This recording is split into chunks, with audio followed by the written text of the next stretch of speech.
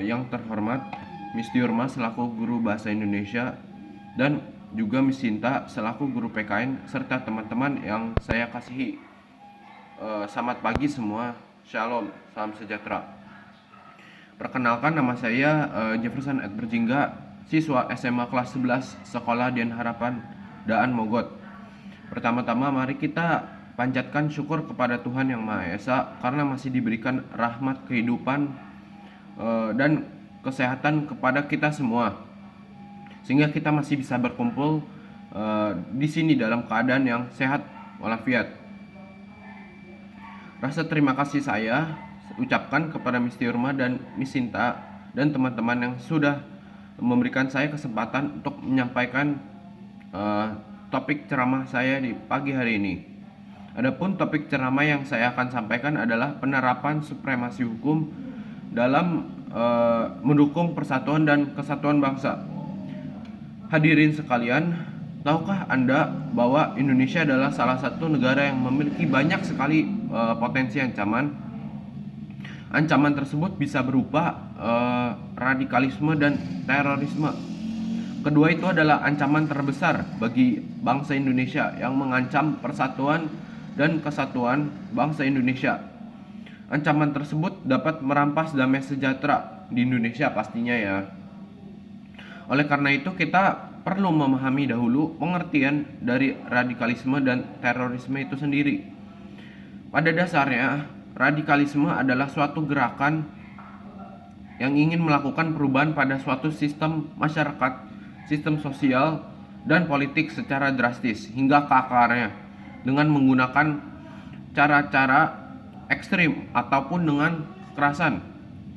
Radikalisme ini sangatlah rumit, jadi tidak bisa ditangani dengan pendekatan keras. Contoh, penegakan hukum maupun intelijen negara. Namun radikalisme ini bisa ditangani dengan pendekatan wawasan kebangsaan, kewaspadaan nasional, serta harus melalui pendekatan persuasif dengan instrumen ideologi Pancasila.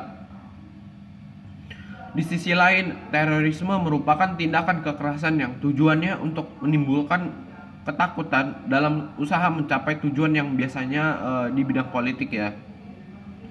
Satu-satunya jalan solusi untuk ancaman tersebut adalah melewati supremasi hukum. Adapun supremasi hukum dapat menghentikan ancaman tersebut dengan TNI, Polri, BIN, dan BNPT.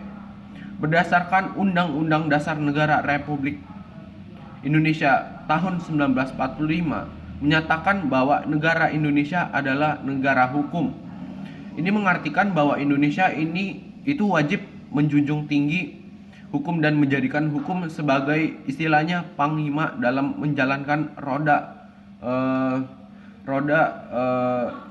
kehidupan ya, berbangsa dan bernegara. Pada dasarnya negara memanglah wajib untuk menegakkan hukum untuk kesejahteraan masyarakat Indonesia.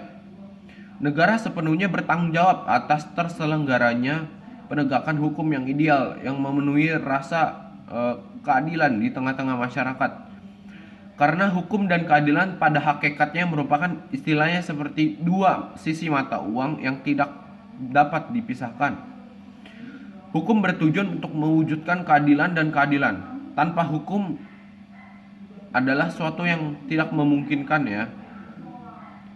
UUD NRI tahun 1945 ini juga sebagai hukum dasar dan hierarki tertinggi dalam peraturan perundang-undangan.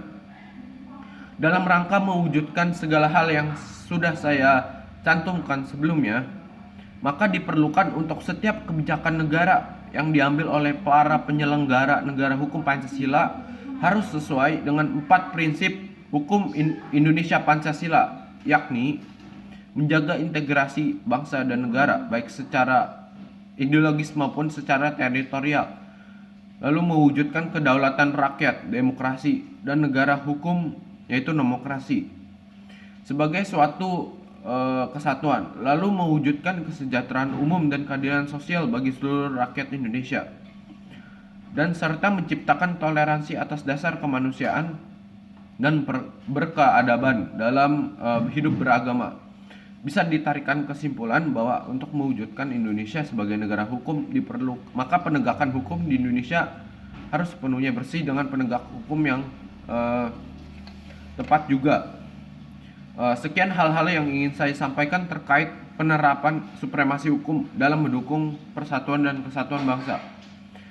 Saya mohon maaf jika ada kesalahan kata. Tetap semangat dan mari mendukung persatuan dan kesatuan bangsa Indonesia. Terima kasih telah mendengarkan topik ceramah saya di pagi hari ini.